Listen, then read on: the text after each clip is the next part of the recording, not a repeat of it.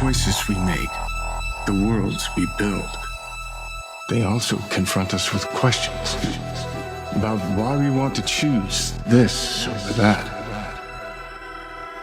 So what's your podcast about? Oh, it's about psychology, true crime, supernatural stuff, the occasional paranormal or philosophical rant. Well, maybe I could check it out sometime.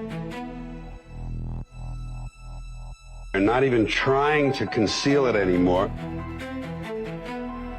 Key to fascism. Of course, they didn't call it fascism. They painted it red, white, and blue and called it Americanism. Let me tell you, if you are not a conspiracy theorist by now, it's because you are not intelligent. The fundamental reason for a war is to change the nature of post-war society. This was the essence of their plan. Here are some articles ready for release to stir up all the little hatreds of the whole nation against each other. This was an article to be published in an anti-Semitic paper attacking the Jews. This was to be used in the Farmers' Gazette to stir them up against the city dwellers. Here's one attacking the Catholics. you have to face this reality because it's the only way that we're going to be able to move forward. You have to confront evil.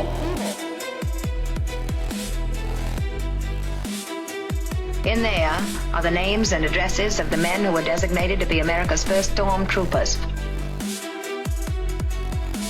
What they are trying to tell you is that common sense is a conspiracy now. We don't live in a democracy in this country or in America or in these other places. We live in a one-party state. People are starting to realize that all the things that they believed to be conspiracy theories in the past are in fact true.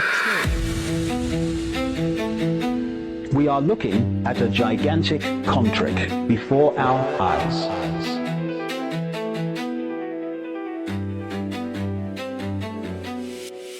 Welcome to Truth and Shadow, your guide through the supernatural.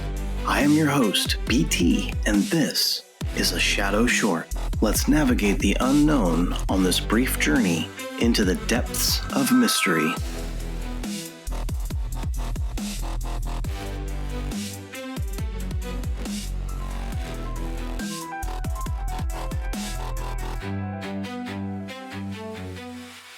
There comes a moment in the life of any thinking person when the world begins to feel slightly misaligned. Like somehow it's out of joint with the story we've been told about it. It's that feeling that arises when events begin to mesh in ways that are too precise to be accidental and too below board to be openly acknowledged. It is the quiet suspicion that something deeper may be shaping the currents beneath the visible surface of public life. Most encounter this sensation gradually. It doesn't just come all at once with some kind of theatrical flourish.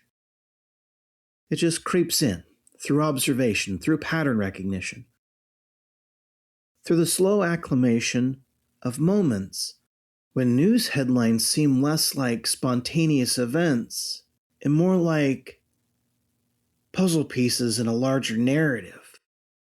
You notice how outrage spreads through society like a wildfire, and then disappears just as quickly. You notice how entire populations can be stirred up to fury over one issue while ignoring the far greater consequence. You notice how the same emotional triggers appear again and again across different conflicts, different decades, different ideologies. And eventually one begins to ask a question that feels both dangerous and strangely obvious. What if some of the conflict we experience is not entirely accidental? What if some of it is choreographed? There is an old fictional account of a man who stumbles upon a set of documents outlining a plan to seize political power. The plan is not built around a military coup or a violent revolution. Instead, it revolves around something far more subtle and infinitely more reliable. The long-term manipulation of human division. This fictional person finds documents that contain articles prepared for publication across dozens of newspapers and hundreds of journals. Each article is crafted for a specific audience. One piece attacks a Middle Eastern group. Another inflames resentment among farmers against city dwellers. Another seeks to provoke hostility towards Catholics. And still another stirs distrust toward labor unions, minorities, intellectual elites. That strategy is meticulous. Every message is carefully tuned to the emotional frequency of its intended audience. But the true revelation lies in what unites these messages. It's strategy, and the architects of this strategy do not genuinely care about the grievances they are encouraging. They do not care whether farmers triumph over urbanites or whether religious factions defeat their rivals. What they care about is the continuation of conflict itself. Hatred isn't the conviction that propels them to do this. It's the instrument of their design. Each of those groups is encouraged to believe that it is defending itself against an existential threat, that each faction is told that its identity, its future, its dignity is under attack by some other group within the same society. And because those grievances contain elements of truth, as all effective propaganda must, the messages take root. Soon the farmers begin to resent the cities, the workers resent the immigrants, the religious distrust the secular, nationalists fear outsiders. And while the population fractures into tribes, the architects of this plan remain above the fray, watching patiently as the divisions deepen. This strategy possesses a chilling elegance because it exploits something fundamental about human nature. Humans are tribal creatures. For the most of our evolutionary history, survival depended upon loyalty to the group. To belong to a group was to live. To be cast out was to perish. Those ancient instincts remain with us even in the modern world of internet, fiber optics, skyscrapers. Beneath the polished veneer of contemporary civilization, the psychology of the tribe still operates with remarkable efficiency. When people believe their group is under threat, their thinking changes. Nuance becomes difficult. Doubt begins to feel like betrayal. Loyalty becomes the highest virtue. And once loyalty replaces curiosity, truth, well, that gets pushed down to tertiary. Modern social science has given names to this phenomena. One of them is group polarization. It describes a simple but powerful dynamic. When individuals gather with others who share their beliefs, their views often become more extreme over time. This does not happen because people suddenly become irrational. It happens because belonging exerts a quiet form of pressure. Each member of the group seeks approval. Each member strives, consciously or not, to demonstrate commitment to the shared cause. The easiest way to demonstrate commitment is to adopt a stronger version of the group's belief. And so the center of gravity shifts, that moderate opinions begin to fade and is replaced quickly by radical ideologies. Gradually, the group will drift towards positions that once seemed unthinkable. History itself provides countless examples of this transformation. Entire societies have slipped into ideological extremism, not because their citizens were uniquely monstrous, but because the conditions for polarization were carefully cultivated. Consider the political upheavals of the 20th century. In Germany, economic collapse and cultural humiliation created fertile ground for resentment. Various factions competed to interpret the crisis. Some blamed foreign powers, others blamed financial elites, and others blamed minority communities. The result of this categorization of propaganda was a society increasingly defined by mutual suspicion, where political opponents were no longer merely wrong, but dangerous.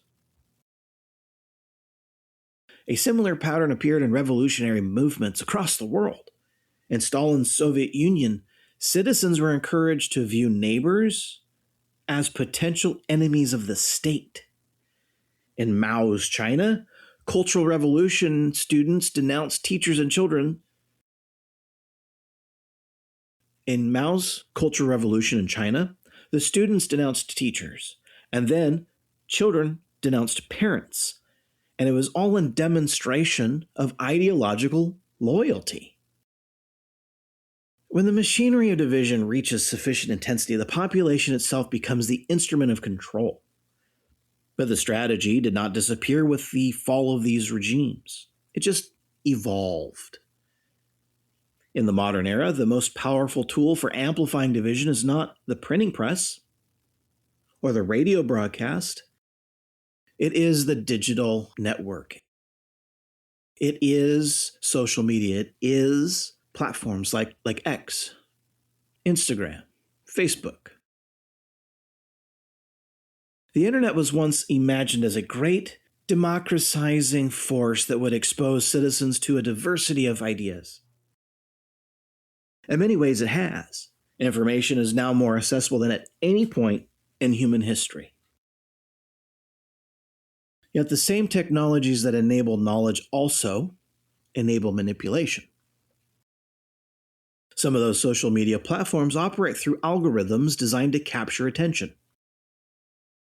These algorithms learn quickly that outrage and fear are among the most reliable engines of engagement. Content that provokes strong emotional reaction spread quicker than content that encourages self-reflection, self-growth, self-actualization. As a result, the digital landscape becomes saturated with narratives that emphasize conflict. Every controversy becomes a battlefield. Every disagreement becomes a moral drama. And each tribe is supplied with a steady stream of stories confirming that its opponents are not merely misguided but malicious. Over time, these informational ecosystems became self-contained worlds. People encounter fewer voices that challenge their assumptions and more voices that reinforce them. Within these echo chambers, the psychology of the tribe grows stronger. The opposing side becomes increasingly alien, until the point it becomes monstrous. This transformation is crucial for anyone seeking power through division.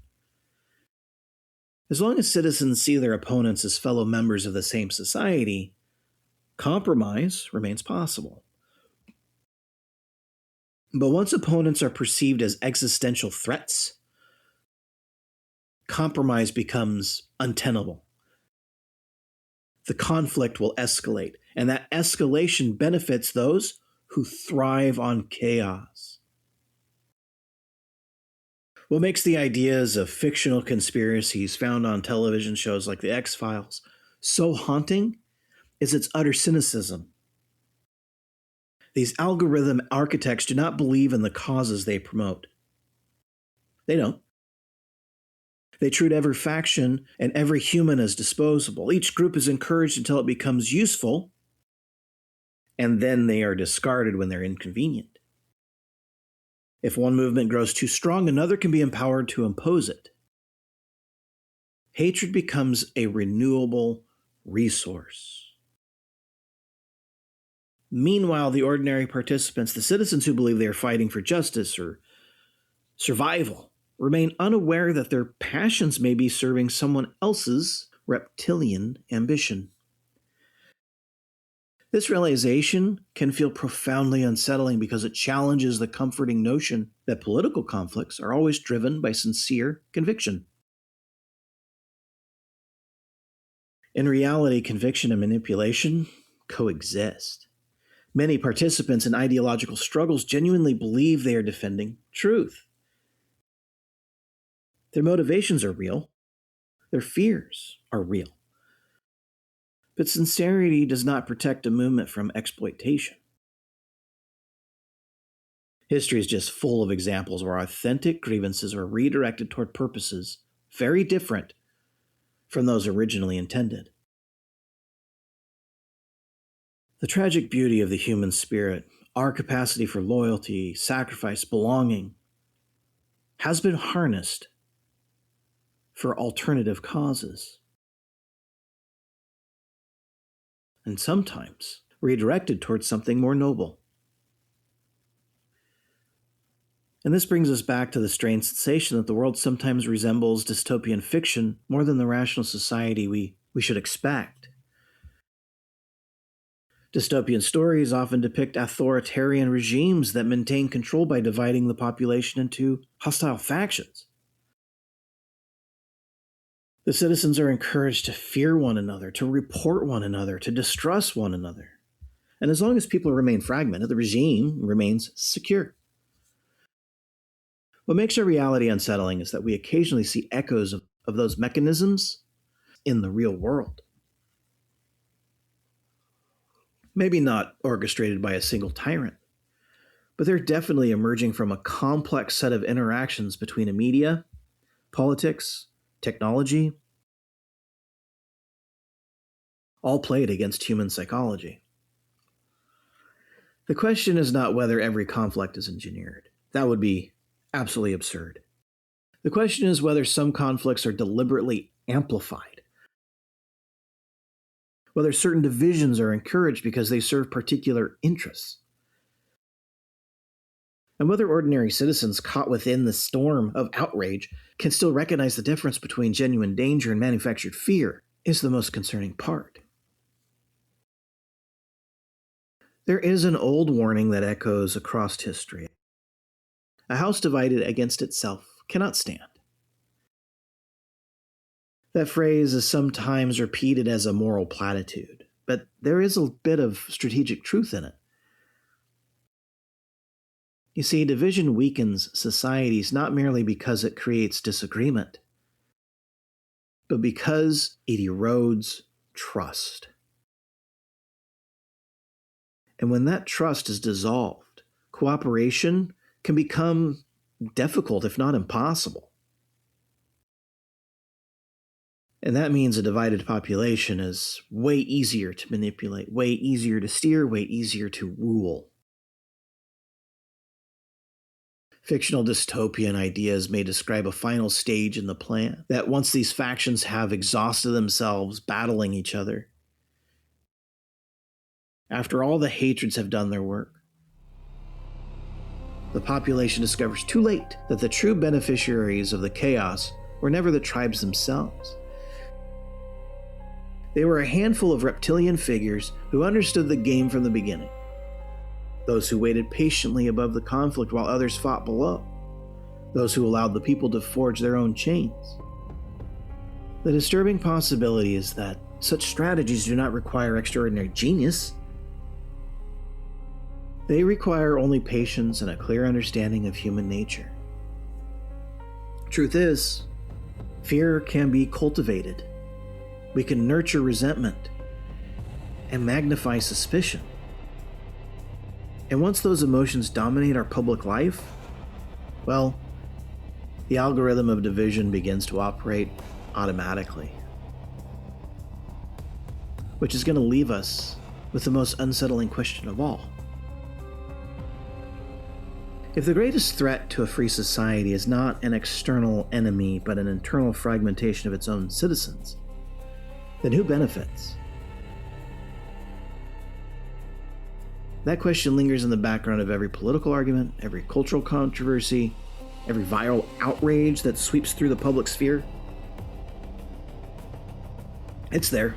It waits, patiently, behind the headlines.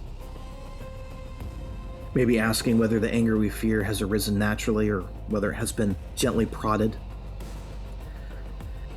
Unfortunately, the answer is rarely simple, but the act of asking the question may be the first step toward resisting the design. Because once people begin to recognize the machinery of division, its power begins to weaken. Tribes begin to see one another not as demons, but as neighbors. Those grievances become subjects for conversation rather than weapons. And eventually, the architects of anarchy, whoever they may be,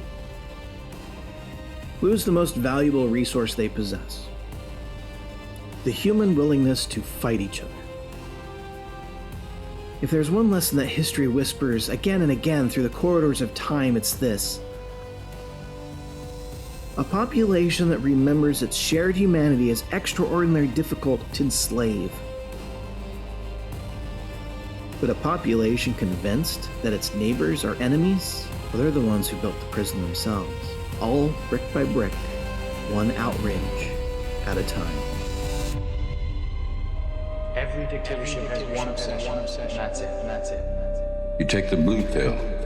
The story ends. You wake up in your bed and believe whatever you want to believe. You take the red pill. You stay in Wonderland, and I show you how deep the rabbit hole goes. Thank you for listening. This is a free podcast based upon the value for value model. If you find value in this, or any episode, you can return that value by liking the show, subscribing to this channel, leaving a review, or sharing with a friend on your social media accounts. You can also donate on my website. Thank you again. This is BT for Truth and Shadow Podcast. You are the light in the darkness. The United States has been sold out by people who really don't care for anything but money. They gave the people bread and circuses. They kept the populace busy with entertainment.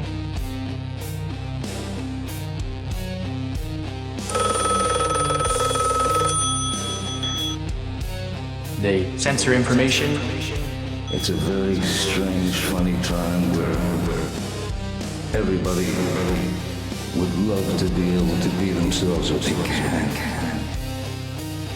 That this is a pattern that repeats itself throughout history. And I show you how deep the rabbit hole goes. And I show you how deep the rabbit hole goes. And I show you how deep the rabbit hole goes. Anything you can do, keep us fighting with each other. You take the red pill. Remember, all I'm offering is the truth, nothing more. You stay in Wonderland.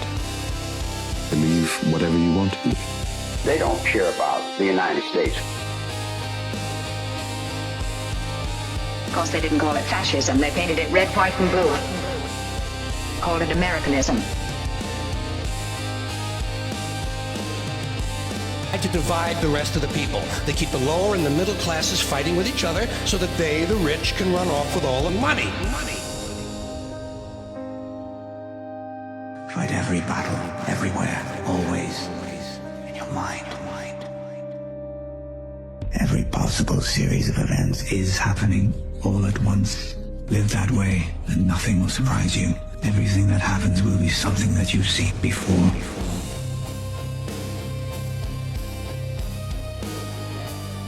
The United States is owned by foreign corporations.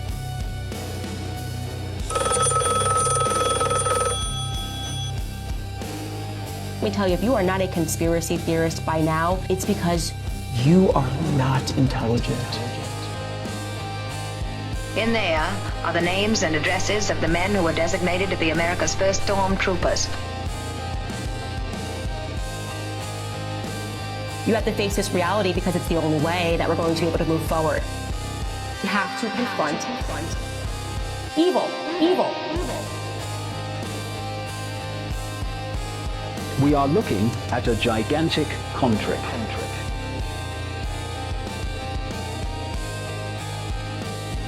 I'm trying to free your mind, but I can only show you the door. You're the one that has to walk through it. Because they must fall in line with the person who fell in front of them. You want to live that kind of life? I wish you the best. I'll be on the other side somewhere.